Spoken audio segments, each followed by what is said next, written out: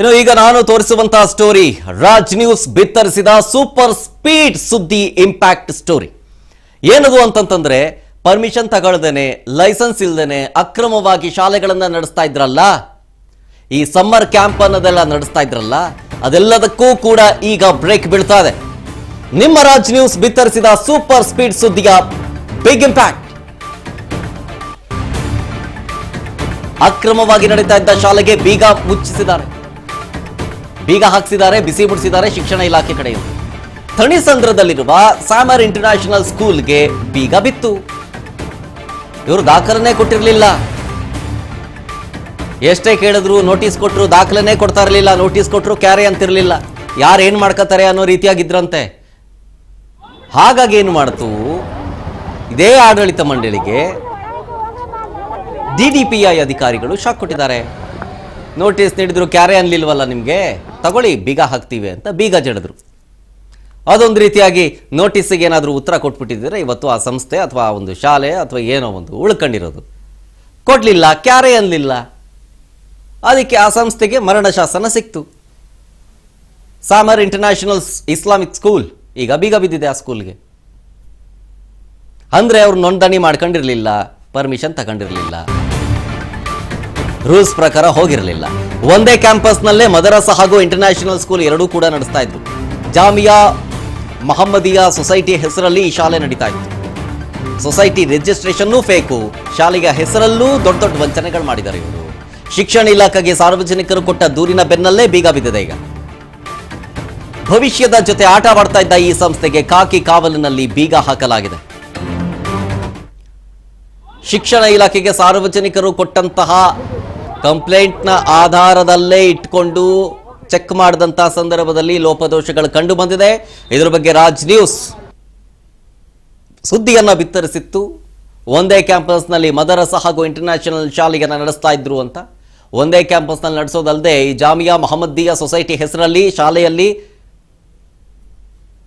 ಈ ಶಾಲೆ ನಡೀತಾ ಇತ್ತಲ್ಲ, ಅದೇ ರಿಜಿಸ್ಟ್ರೇಷನ್ ಇದೆಯಲ್ಲ, ಸೊಸೈಟಿ ರಿಜಿಸ್ಟ್ರೇಷನ್ ಅದೇ ಫೇಕು.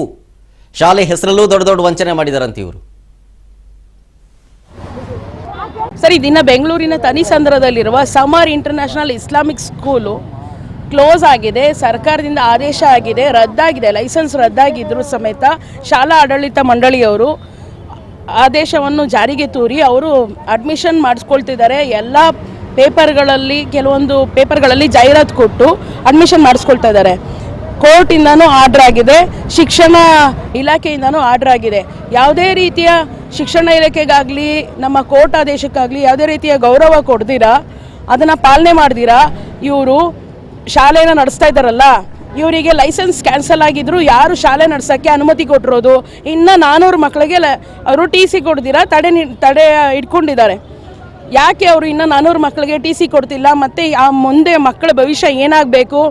ಯಾವುದೇ ಒಂದು ಪ್ರೊಟೆಸ್ಟ್ ಮಾಡಬೇಕು ಅಂದರೆ ಇವಾಗ ಇವರು ಪರ್ಮಿಷನ್ ಇದೆ ಅಂತ ಕೇಳ್ತಾ ಇದ್ದಾರೆ ಅಲ್ವಾ. ಈ ಸ್ಕೂಲ್ ನಡ್ಸೋಕ್ಕೆ ಲೈಸೆನ್ಸ್ ಇದೆಯಾ? First of all school licence ಇದೆಯಾ? ಸ್ಕೂಲ್ ಲೈಸೆನ್ಸ್ ಕ್ಯಾನ್ಸಲ್ ಆಗಿ ಎಷ್ಟು ತಿಂಗಳಾಗಿದೆ? ಶಿಕ್ಷಣ ಇಲಾಖೆಯಿಂದ ಎಜುಕೇಷನ್ ಕಮಿಷನರು ಸಮೇತ ಇವರಿಗೆ ನೋಟಿಸ್ ಜಾರಿ ಮಾಡಿ ಶಿಕ್ಷಣ ಇಲಾಖೆಯಿಂದ ಕ್ಯಾನ್ಸಲ್ ಆಗಿದೆಯಲ್ಲ ಲೈಸೆನ್ಸು. ಇನ್ನು ಯಾಕೆ ಈ ಶಾಲಾ ಆಡಳಿತ ಮಂಡಳಿಯವರು ಶಾಲೆ ನಡೆಸ್ತಾ ಇದ್ದಾರೆ? ಮಕ್ಕಳನ್ನ ಅಡ್ಮಿಷನ್ ಯಾಕೆ ಇದು ಮಾಡ್ತಾ ಇದ್ದಾರೆ? ಇಲ್ಲೀಗಲ್ ಮದರಸಾ ನಡೆಸ್ತಾ ಇದ್ದಾರೆ. ಮದರಸಾ ಹೆಸರಿನಲ್ಲಿ ಸರ್ಕಾರದಿಂದ ಅನುದಾನ ಯಾಕೆ ಪಡ್ಕೊಂಡಿದ್ದಾರೆ? ಇದೆಲ್ಲ ನಮ್ಮ ಸರ್ಕಾರದ ಹಣ ಅಲ್ವಾ, ನಮ್ಮ ಎಲ್ಲರ ಟ್ಯಾಕ್ಸ್ ಹಣ ಅಲ್ವಾ? ಯಾಕೆ ಯಾರು ಕೇಳ್ತಾ ಇಲ್ಲ? ಇವ್ರ ಹಿಂದೆ ಯಾವ ಸರ್ಕಾರದ ಯಾವ ರಾಜಕಾರಣಿಗಳಿದ್ದಾರೆ? ಸರ್ಕಾರದ ಆದೇಶಕ್ಕೆ ಇವರು ಬೆಲೆ ಕೊಡ್ದಿರಾ ಅವ್ರ ಪಾಡಿಗೆ ಅವ್ರು ನಡೆಸ್ತಾ ಇದ್ದಾರಲ್ಲ. ಈ ಶಾಲಾ ಆಡಳಿತ ಮಂಡಳಿಯ ಮುಖ್ಯಸ್ಥನಾದ ಖಾಲಿದ್ ಮುಷ್ರಫ್ ಅವ್ರ ಮೇಲೆ ಶಿಕ್ಷಣ ಇಲಾಖೆಯವರು ದೂರು ದಾಖಲು ಮಾಡಿದ್ದಾರೆ. ದೂರು ದಾಖಲೆ ಮಾಡಿದ್ರು ಯಾವುದೇ ರೀತಿಯ ಇವನು ರೆಸ್ಪಾನ್ಸ್ ಮಾಡ್ದಿರಾ ಯಾಕೆ ಇದು ಮತ್ತೆ ಅವ್ನ ಪಾಡಿಗೆ ಅವ್ನು ಸ್ಕೂಲ್ ನಡೆಸ್ತಾ ಇದ್ದಾನೆ? ಇಲ್ಲಿನ ಮಕ್ಕಳು ಏನು ಮಾಡಿದ್ದಾರೆ ಅಂದರೆ, ನಿನ್ನೆ ದಿವಸ ಎರಡು ವರ್ಷದಿಂದ ಇಲ್ಲಿ ಕೆಲಸ ಮಾಡ್ತಿದ್ದ ಮಹಿಳೆಯರ ಮೇಲೆ ಹಲ್ಲೆ ಮಾಡಿದ್ದಾರೆ. ಸರಿ, ದಿನ ಬೆಂಗಳೂರಿನ ಥಣಿಸಂದ್ರದಲ್ಲಿ ನೋಡಿ, ಮೀನಾ ಅಂತ ಇವರು ವಕೀಲರು ಮತ್ತು ದೂರುದಾರರು ಇದೇ ವಿಚಾರಕ್ಕೆ ಸಂಬಂಧಪಟ್ಟಂತೆ ಧ್ವನಿ ಎತ್ತದಂಥವ್ರು. ಇದು ನಿಮಗೆ ಅಕ್ರಮವಾಗಿ ನಡೀತಾ ಇದೆ ಇಲ್ಲಿ ಅಂತ. ಸೊಸೈಟಿ ಹೆಸರಲ್ಲೂ ಮಹಮ್ಮದಿಯಾ ಸೊಸೈಟಿ ಅಂತಿದೆ, ಅದರ ರಿಜಿಸ್ಟ್ರೇಷನ್ನು ಫೇಕು, ಶಾಲೆಯ ಹೆಸರಲ್ಲೂ ದೊಡ್ಡ ದೊಡ್ಡ ವಂಚನೆ ಮಾಡ್ತಾ ಇದ್ದಾರೆ.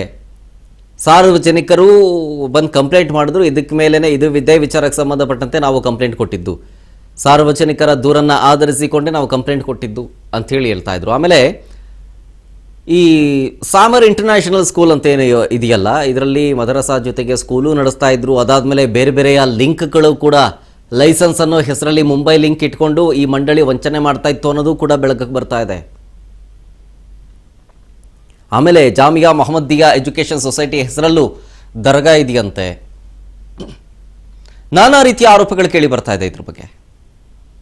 ಮಹಾರಾಷ್ಟ್ರದಲ್ಲಿ ಸಂಸ್ಥೆ ನೋಂದಣಿಯಾಗಿದೆ ಅಂತೇಳಿ ಒಂದು ಫೇಕ್ ಡಾಕ್ಯುಮೆಂಟನ್ನು ಇವರೇ ಸೃಷ್ಟಿ ಮಾಡ್ಕೊಂಡಿದ್ರಂತೆ. ಅದು ಫೇಕ್ ಡಾಕ್ಯುಮೆಂಟ್ಸ್. ಮಹಾರಾಷ್ಟ್ರದಲ್ಲಾಗಿದೆ ರಿಜಿಸ್ಟ್ರೇಷನ್ ಅನ್ನೋದು, ಯಾವುದೇ ನೋಂದಣಿ ಆಗಿಲ್ಲ ಅಂತ ಶಿಕ್ಷಣ ಇಲಾಖೆ ಈಗ ಸ್ಪಷ್ಟಪಡಿಸಿದ ಕಾರಣ, ನೋಟಿಸ್ ಕೊಟ್ಟರು ಉತ್ತರ ಕೊಡದ ಕಾರಣ ಈಗ ಬೀಗ ಜಡಿದಿದ್ದಾರೆ. ಸುಳ್ಳು ದಾಖಲೆ ಕೊಟ್ಟು 1ನೇ ತರಗತಿಯಿಂದ 10ನೇ ತರಗತಿಯವರೆಗೂ ಕೂಡ ಶಾಲೆ ನಡೆಸ್ತಾ ಇದ್ರು ಮತ್ತು ಮದರಸಾನವನ್ನು ಕೂಡ ನಡೆಸ್ತಾ ಇದ್ರು ಇವರು. ಬರೋಬ್ಬರಿ 700 ಮುಗ್ಧ ಮಕ್ಕಳ ಭವಿಷ್ಯದ ಜೊತೆ ಈ ಶಾಲೆ ಚೆಲ್ಲಾಟ ಆಡ್ತಾ ಇತ್ತು. ಲೈಸೆನ್ಸ್ ತಗೊಳ್ಬೇಕಾಗಿತ್ತು, ತಗೊಂಡಿಲ್ಲ. ಇದೇ ಸಾಮರ್ ಇಂಟರ್ನ್ಯಾಷನಲ್ ಹೆಸರಲ್ಲಿ ಮತ್ತೊಂದು ವಂಚನೆಯೂ ಕೂಡ ಬೆಳಕಿಗೆ ಬಂದಿದೆ. ಇನ್ನು ಇದ್ರ ಬಗ್ಗೆ ಮಾತನಾಡೋದಕ್ಕೆ ದೂರದಾರೆ ಮತ್ತು ವಕೀಲರಾದಂತಹ ಮೀನಾ ಅವರು ನಮ್ಮ ಜೊತೆಗೆ ಫೋನ್ ಸಂಪರ್ಕದಲ್ಲಿ ಜಾಯ್ನ್ ಆಗಿದ್ದಾರೆ. ಮೇಡಮ್ ನಮಸ್ತೆ. ನಮಸ್ತೆ ಸರ್. ಮೇಡಮ್, ಏನೇನು ಆರೋಪಗಳು ಈಗ ಪಬ್ಲಿಕ್ ಅಥವಾ ಪೋಷಕರು ನಿಮಗೆ ಹೇಳಿದಂತ ಸಂದರ್ಭದಲ್ಲಿ, ಜೊತೆಗೆ ನೀವು ಕೂಡ ಇದ್ರ ಬಗ್ಗೆ ದೂರು ಕೊಟ್ಟಿರೋ ಸಂದರ್ಭದಲ್ಲಿ ಏನೇನ್ ಕಂಡಿದೆ, ಏನೇನ್ ದೂರಲ್ಲಿ ದಾಖಲು ಮಾಡಿದಿರಿ ಅಂತ? ಸರ್ ಅಂದ್ರೆ ದೂರು ದಾಖಲಾತಿ ಬೇರೆಯವ್ರು ಮಾಡಿದ್ದಾರೆ.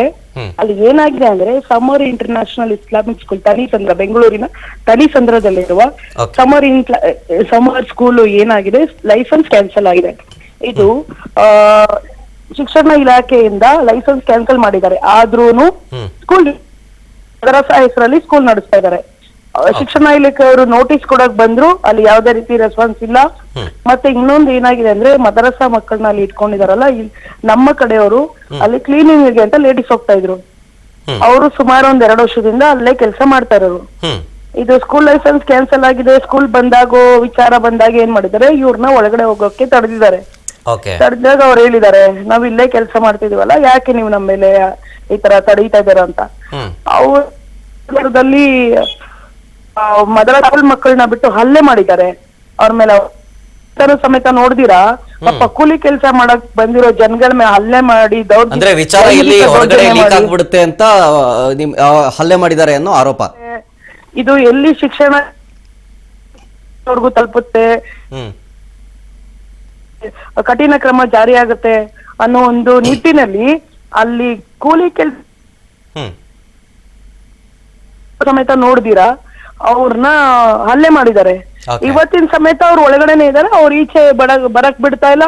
ಅವ್ರು ಅಲ್ಲಿ ವಾಶ್ರೂಮ್ ಹೋಗಕ್ಕೂ ಸಮೇತ ಅವರು ನೆಟ್ವರ್ಕ್ ಬನ್ನಿ ಮೀನಾ ಅವರೇ, ಒಂದ್ ಸ್ವಲ್ಪ ನೆಟ್ವರ್ಕ್ ಕೇಳಿಸ್ತಾ ಇಲ್ಲ ಅನ್ಸುತ್ತೆ. ಒಂದ್ ಸ್ವಲ್ಪ ನೆಟ್ವರ್ಕ್ ಈಗ ಕೇಳಿಸ್ತಾ ಇದೆಯಾ? ಹಾ, ಕೇಳಿಸ್ತಾ ಇದೆ. ಸರ್, ಅವರು ಒಳಗಡೆ ಇರೋರ್ಗೆ ವಾಶ್ರೂಮ್ ಹೋಗಕ್ ಸಮೇತ ಕೂಡ ಬಿಡ್ತಾ ಇಲ್ಲ.